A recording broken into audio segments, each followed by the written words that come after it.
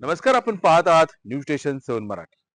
कोपरड हवेली जिल्हा परिषद गटाच्या अपक्ष उमेदवार सौ विद्या रामकृष्ण वेताळ तसेच पंचायत समितीच्या उमेदवार नीलम पिसाळ यांनी ओडोली निळेश्वर येथे घरोघरी जाऊन मतदारांशी संवाद साधत प्रचार केला। त्यांच्या या प्रचाराला मतदारांचा देखील उत्स्फूर्त प्रतिसाद मिळाला। कोपरड हवेली जिल्हा परिषद गटातील स्वाभिमानी जनता आपल्याला निश्चितपणाने विजयी करेल असा विश्वास देखील यावेळी बोलताना सौ विद्या वेताळ यांनी व्यक्त केला। महाराष्ट्रात सध्या जिल्हा परिषद व पंचायत समिती निवडणुकांचं वातावरण तापलं असून सर्वच पक्ष व अपक्ष उमेदवारांकडून जोरदार प्रचार सुरू आहे। सातारा जिल्हा परिषद व पंचायत समिती निवडणुकीच्या पार्श्वभूमीवर कोपरडे हवेली जिल्हा परिषद गटातून कराड उत्तर मतदारसंघाचे नेते रामकृष्ण वेताळ यांच्या नेतृत्वाखाली सौ विद्या रामकृष्ण वेताळ या अपक्ष उमेदवार म्हणून कपबशी या चिन्हावर निवडणूक लढवत आहेत, तर वाघेरी पंचायत समिती गणातून सौ नीलम हिंदूराव पिसाळ या अपक्ष उमेदवार म्हणून नारळ या चिन्हावर निवडणूक रिंगणात उतरले आहेत। या दोन्ही उमेदवारांनी गावोगावी प्रचार करत मतदारांमध्ये चांगलीच आघाडी घेतली असल्याचं चित्र सध्या दिसून येत आहे। कोपरडे हवेली जिल्हा परिषद गटातील वडोली निळेश्वर या गावामध्ये जाऊन सौ विद्या वेताळ आणि सौ नीलम पिसाळ यांनी संयुक्तपणे प्रचार दौरा केला।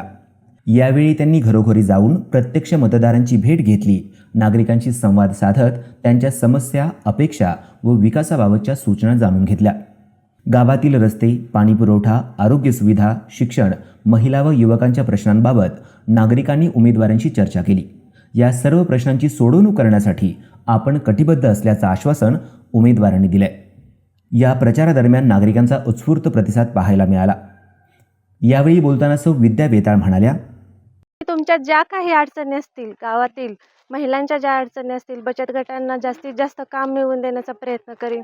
गावातील काही समस्या असतील, शाळेविषयी असतील किंवा शौचालयाविषयी असतील, काही समस्या असतील, त्या सर्व समस्यांचं निवारण करण्याचं काम नक्की करेन। जो आपल्या साहेबांच्यावरती अन्याय झालाय, त्या अन्यायाला वाचा फोडण्यासाठी मी काल जे मुद्दे मांडलेत त्या मुद्द्यांना अनुसरून या गावोगावी भेटी करतेत।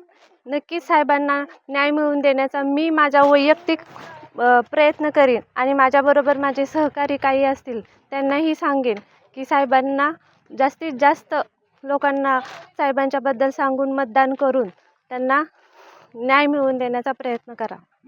कोपरडे हवेली जिल्हा परिषद गटाच्या सर्वांगीण विकासासाठी प्रामाणिक, कर्तृत्ववान आणि विनम्र नेतृत्वाची गरज आहे। रामकृष्ण वेताळ यांच्यासारख्या अनुभवी, जनतेच्या प्रश्नांची जाण असलेल्या नेतृत्वाच्या पाठीशी नागरिकांनी ठामपणे उभं राहावं असं आवाहन यावेळी सौ विद्या वेताळ यांनी केलं।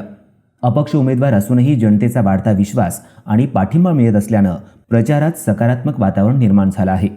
वडोली निळेश्वरसह परिसरातील इतर गावांमध्येही या प्रचार दौऱ्याची चर्चा होतीये।